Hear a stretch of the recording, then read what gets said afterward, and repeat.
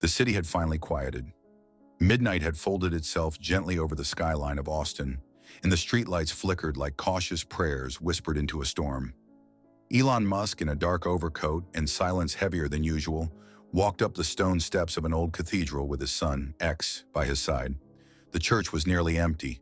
Only a few wooden pews creaked with the weight of age, and the scent of candle wax drifted in the air, like forgotten memories.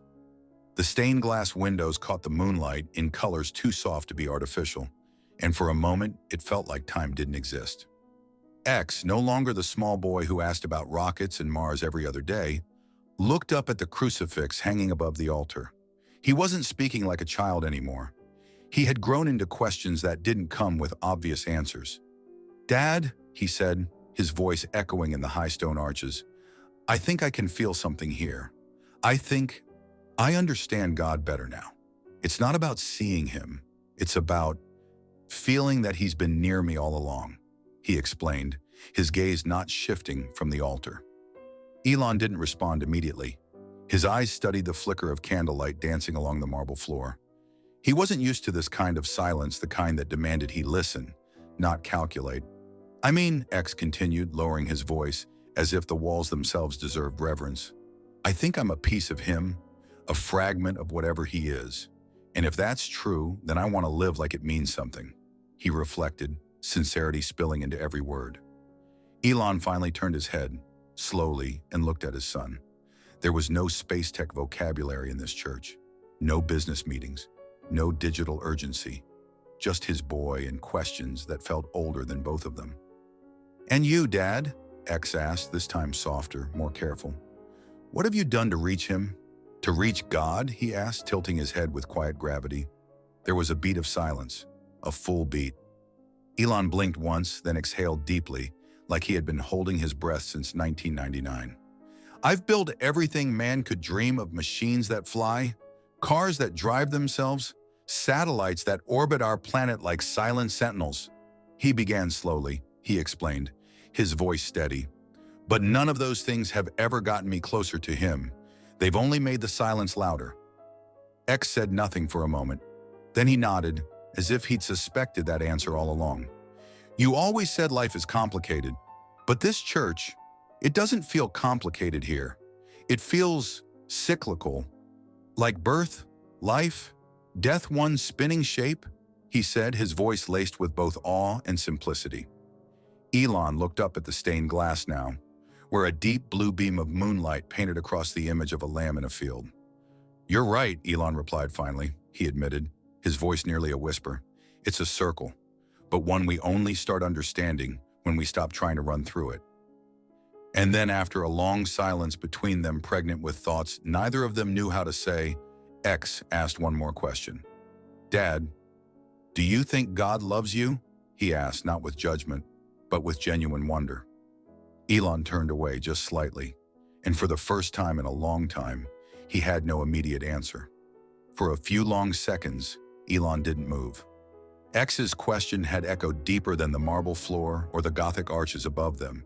It had sunk into a place he rarely visited, a place buried beneath calculations, interviews, and launches. "Do you think God loves you?" The boy's words sat in the air like incense that refused to vanish. Elon took a step back from the pew, lowered himself slowly onto the wooden bench, and placed his hands on his knees like a man preparing for judgment. He didn't look at X when he finally spoke. "You know," Elon said quietly, he confessed, "there is a kind of loneliness that even applause can't touch. I've stood on stages with thousands cheering, felt the vibration of success down to my bones, and yet, I've never been able to answer that question, not once." X sat beside him without saying a word, giving his father space that was filled only by candlelight and raw memory. "When I was a kid in Pretoria, I used to sneak out of the house and lay on the roof," Elon continued, his eyes gazing upward as if the cathedral ceiling could open up to stars, he recalled. "I'd stare at the sky and feel like something was watching, not in a creepy way, just aware of me. But then life happened. People mocked me, pushed me around, told me I was strange. I stopped looking up." He paused, his voice tightening. "And then I thought, Fine. If God won't speak, I'll build something louder. I'll build things so magnificent he'll have no choice but to notice me, he explained with a soft edge of regret in his tone. X shifted in his seat slightly, finally responding. But you were trying to earn love, weren't you? Like, proving yourself to someone who never asked you to, he said with surprising clarity for his age. Elon gave a slight, sad smile. It was the smile of someone who'd been caught gently, but undeniably. I suppose I was, he admitted, he replied, nodding slowly. Maybe I thought if I made enough noise in this world, the silence from above would finally break. The cathedral remained still. Somewhere far off, a candle flickered violently and then settled. You know what's strange? Elon added after a long silence. He said, his voice barely above a whisper. For all the noise I've made for every SpaceX launch, every Neuralink test, I've never felt more heard than I do right now. Sitting here, with you, in this silence. X looked around the church, then leaned back against the pew, letting his hands rest in his lap. That's because love doesn't compete with noise. It waits until we stop talking, he said, with a calm certainty. Elon turned and looked at his son, not with the gaze of a father watching a child, but of a man seeing wisdom where he didn't expect to find it. And for the first time in decades, he whispered words not into a microphone or a mission briefing, but into the quiet heart of the unknown. I hope he does, Elon said slowly. He confessed, I hope God still loves me, even if I forgot how to look for him. The candles burned lower now, their flames casting long, wavering shadows that seemed to dance on the walls of the ancient cathedral. Elon sat quietly, feeling the weight of the night settle softly around him, like a gentle embrace rather than a burden. X watched his father carefully, sensing the transformation unfolding within the man who had always seemed invincible, but was now visibly vulnerable. Dad, X began, his voice steady but filled with hope. Do you think this moment right here, right now, is the first real step you've taken toward understanding him? He asked, his eyes searching Elon's face for a truth deeper than words. Elon's lips curved into a small, tired smile. He reached out and gently placed his hand over X's, the gesture tender and grounding. I believe it is, Elon replied softly, he admitted, because it's the first time I've allowed myself to simply be present without needing to fix, explain, or achieve. Just being here with you and with something greater than myself. The church, silent for so long, seemed to hold its breath, as if acknowledging the fragile hope woven into those words. X nodded, a quiet understanding settling between them. Sometimes, Dad, I think all we really need to do is stop running, X said thoughtfully, he reflected. Stop trying to control everything and let ourselves feel the love that's been waiting all along. Elon's gaze softened, and for a moment, the weight of years lifted just enough to reveal a glimpse of peace. You're right, son, Elon said, his voice low but sure, he acknowledged. I've spent so long chasing the impossible that I forgot the simple truth. That God's love is not something to earn. It's something to receive. The two sat side by side, the flickering candlelight warming the quiet space between them.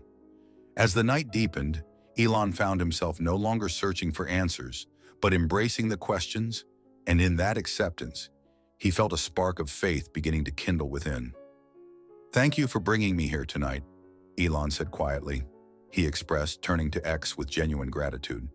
I think this is the beginning of a new journey for both of us. X smiled, squeezing his father's hand gently. Me too, Dad, he said softly. He replied, me too.